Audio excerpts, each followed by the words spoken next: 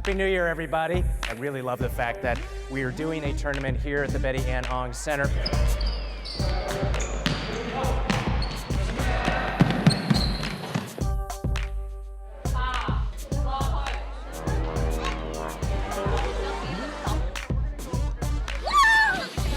When I was in 8th grade, I played on a basketball team. I have to admit I wasn't very good at it, but I aspired to be an NBA player.